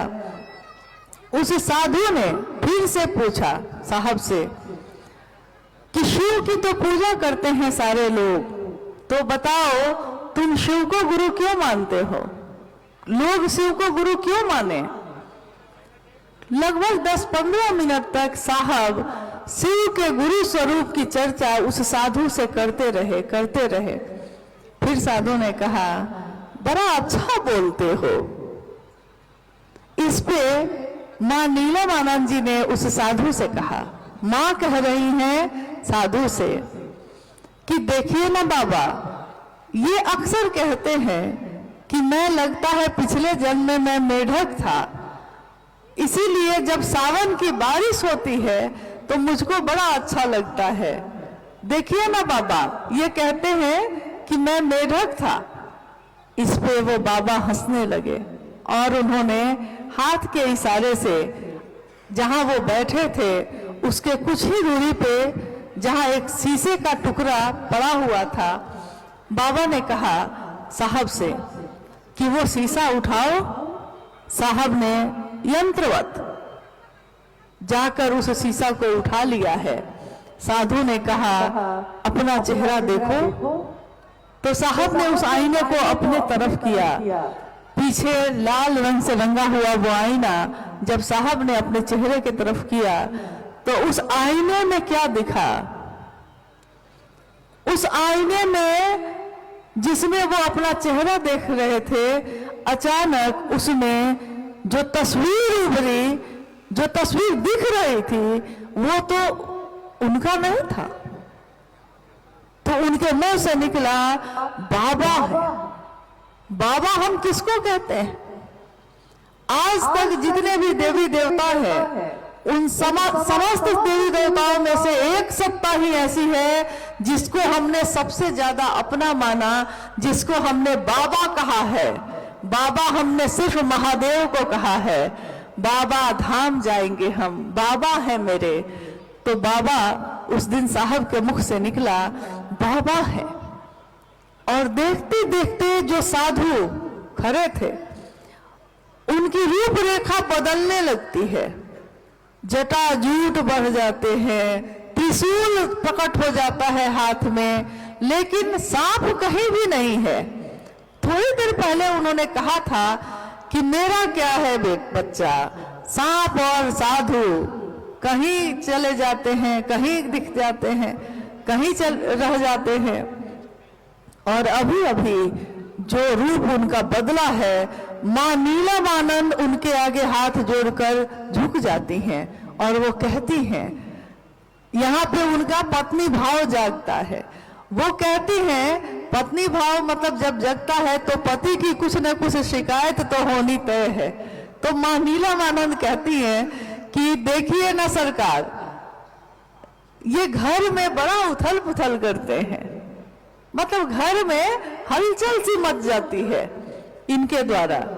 इस पे साधु ने जो कहा है, इस पंक्ति को साहब ने अनेक बार शिव चर्चाओं में कहा है, प्रयोग किया है इसका, इस वाक्य का, कि साधु ने उस समय कहा इनको, साहब को, कि घर को मसान मत बनाओ बच्चा, घर को मसान मत बनाओ बच्चा, घर घर है, घर रहने दो उसको, गृहस्थ आश्रम है ना।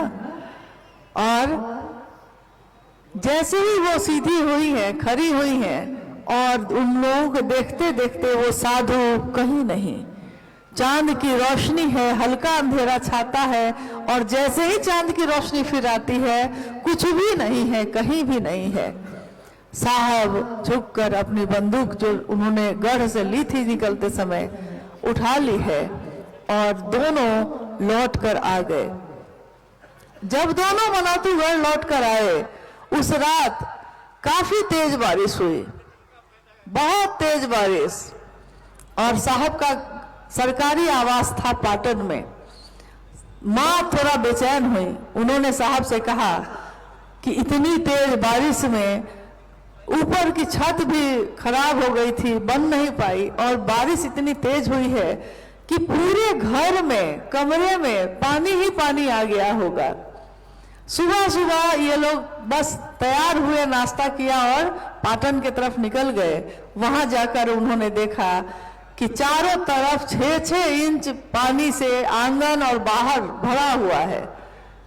तो देखकर उन्होंने समझा कि जब बाहर इतना पानी जमा है तो घर के अंदर कितना होगा, क्योंकि छत तो खुली हुई थी, छत खुली हुई है।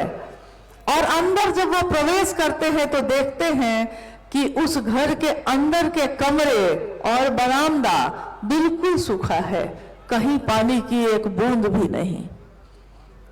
सुन रह जाते हैं वो लोग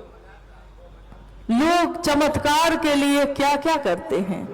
और साहब और दीदी का जीवन ऐसा रहा जिसमें चमत्कार स्वतः घटित होते रहे, उनके सोचने मात्र से वो चीजें घटित होती रही जो उन्होंने चाहा, जो उन्होंने कह दिया सो हो गया। और धीरे धीरे साहब के मन ने ये समझ लिया कि चमत्कार से जीवन नहीं चलता, खिलौनों से जीवन नहीं चलता, चमत्कार से आगे की दुनिया भी एक बड़ी दुनिया है जिसको शिव की दुनिया कही जाती है। और शिव की दुनिया में जाने के लिए चमत्कार काम नहीं आते, शिव के पास जाने के लिए, शिव का सानिध्य लेने के लिए मात्र हृदय का भाव ही काफी है। महादेव हृदय का भाव ही स्वीकार करते हैं, न हमारे फल और फूल, न हमारे अक्षत, न हमारे कर्म कांड। महादेव को क्या चाहिए? महादेव मात्र हृदय का भाव ही ग्रहण करते हैं। और हृदय का भाव हर व्यक्ति के पास है, सबके पास है, क्योंकि शिव ने सबको दिया है, परंतु जो दिया है उसी में से थोड़ा उनको वापस भी तो चाहिए।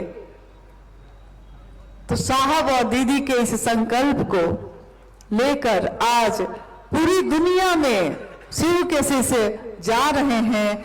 संदेश मात्र सबका यही रहता है कि आइए भगवान शिव को अपना गुरु बनाते हैं, उस भगवान शिव को जो सबकी पूजा तो होती रही सबके द्वारा जिनकी, परंतु वो महादेव गुरु भी हैं। और साहब और दीदी ने यह अनुभूत किया कि गुरु बनकर वो जितना नजदीक होते हैं उतना भगवान बन के भी नहीं हो पाते। ये अलग बात है कि कोई भी गुरु भगवान से ही सानिध्य सुनिश्चित करता है, कोई गुरु ईश्वर से मिलवाता है। शिव भी जब गुरु होंगे तो ईश्वर से मिलवाएंगे, और भगवान से स्वयं ही हमारी मंजिल है, हमारे भगवान हैं, हमारे गुरु हैं। आज दुनिया के तमाम जगहों के लोग जो किसी भी जाति के हों, किसी भी धर्म के हों, किसी भी संप्रदाय, वर्ण या लिंग के हों, शिव के शिष्य बन सकते हैं साहब श्री के इस संदेश को सुनकर, और बन रहे हैं बहुत तीव्र गति से।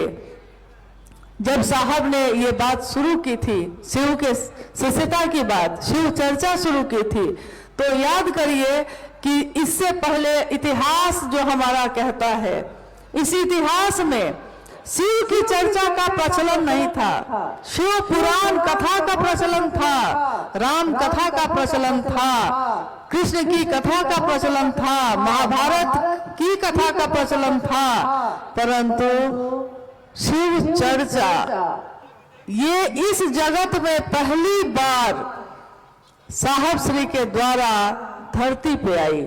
शिव की चर्चा यानी शिव की बात। हम क्या करते हैं इसमें? हमारे द्वारा की हुई शिव की बात ही, शिव की चर्चा ही शिव की सबसे बड़ी पूजा है। और याद करिए कि साहब ने जो तीनों सूत्र दिए हैं उसमें शिव से दया मांगना भी, दया मांगना, आज तक कृपा शब्द का प्रयोग होता आया।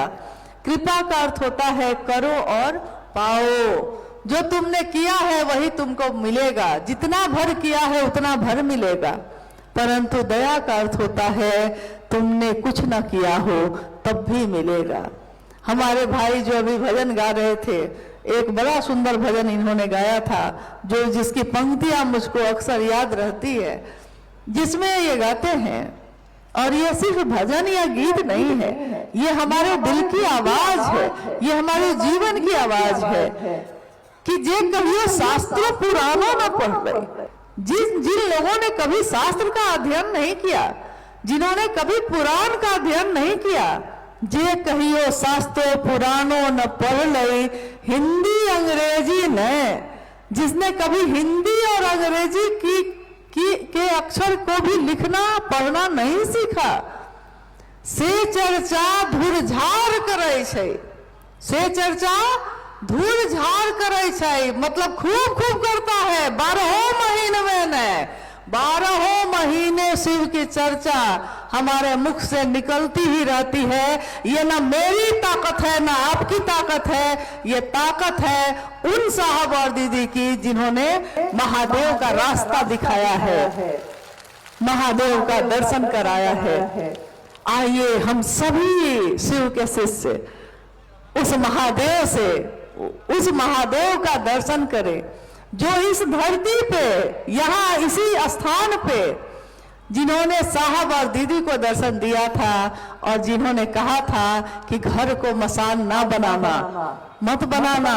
हमको आपको भी ये संदेश है कि घर को, गृहस्थ आश्रम को भी बहुत सुंदर बनाना है। जो अपने घर को सुंदर नहीं बना सकता वो दुनिया को सुंदर क्या बनाएगा।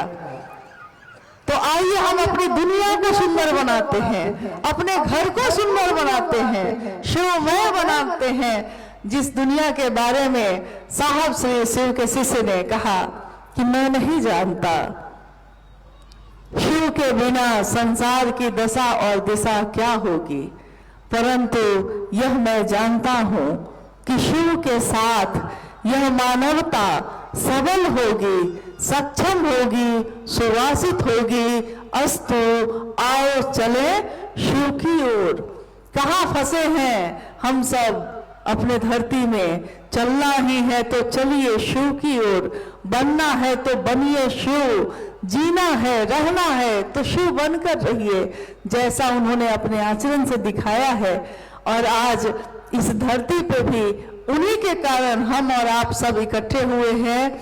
तो आप सभी गुरु भाई और गुरु बहन से, जिन्होंने आज की ये यात्रा तय की है, मनातू की ये यात्रा आपके जीवन की यादगार यात्रा बन के रहे। दीदी का पूरा परिवार यहाँ उपस्थित है, साहब और दीदी का ये परिवार जो आज शिव शिष्यों के लिए एक होकर खड़ा है। महादेव की असीम दया सब पे बरसती रहे कि ये सब एक बन के खड़े रहें और आने वाले लोगों का इसी तरह स्वागत और बात करते रहें। ये धरती गौरवान्वित होती रहे और यहाँ आने वाले हर व्यक्ति को लगे कि वो अपने घर आया है। अपने घर से लौटते समय जिस तरह आंखों में आंसू होते हैं और हृदय भरा हुआ रहता है, आंखें डबडबाई हुई रहती हैं और मुख कुछ बोल नहीं पाता, आज इस मनातू की धरती से विदा होते समय भी हम सबके हृदय में ऐसा ही भाव है। इस मिट्टी को हम नमन करते हैं, जिस मिट्टी में कहते हैं ना कि आओ बच्चों तुम्हें दिखाएं, आओ भाई तुम्हें दिखाएं। मिट्टी इस मनातू ग्राम की, इस मिट्टी को नमन करो। ये मिट्टी है बलिदान की, ये साहब और दीदी के जीवन की जगह है।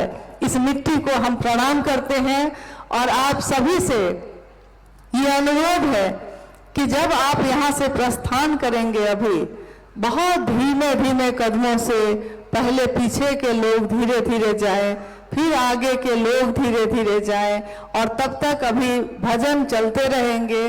जब तक आप लोग सुरक्षित अपने घर ना पहुंच जाएं, तब तक सावधान रहिए, अच्छे से जाइए और शुभ यात्रा आपके जीवन की भी और आपके लौकिक घर लौटने की भी।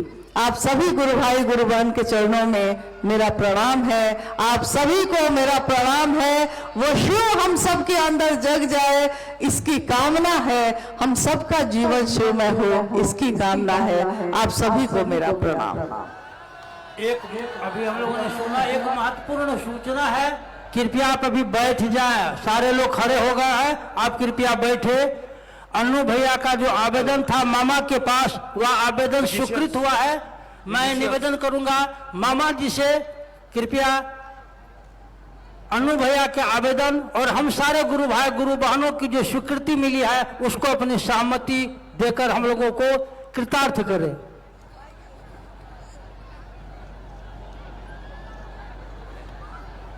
आज मनातू के पावन धरती पे दीदी नीलम आनंद का जो जन्मस्थली है, इसके जो आप महोत्सव के कार्यक्रम में झारखंड, बिहार, अन्य अन्य राज्य से, अनेक प्रखंडों से जो तमाम हमारे शिव परिवार के माताएं बहनें आई हैं, मैं उनको अपने तरफ से नमन करता हूं। और मैं काफी गदगद हूं कि हमारी बहन नीलम आनंद के देन से पूरे कोने कोने में शिव चर्चा का आयोजन हो रहा है। इससे हमको काफी खुशी मिल रहा है और सीख भी मिल रहा है। अभी हमारे अन्नू बाबू इस मंच से कह रहे थे कि दीदी के नाम से यहाँ स्मृति भवन बनना चाहिए, तो हम तमाम महुआर परिवार जो दीदी नीलम आनंद के छोटे बड़े भाई भौजाई भतीजा भांजा जितने लोग हैं, हम तमाम परिवार के ओर से मैं तमाम शिव परिवार को ये वादा वचन के देना चाहता हूँ कि स्मृति भवन बनाने में जितनी भी भूमि की जरूरत है हमारा परिवार देने को तैयार है। आप लोग अपने तरीके से बनवाने का काम करें। जय जय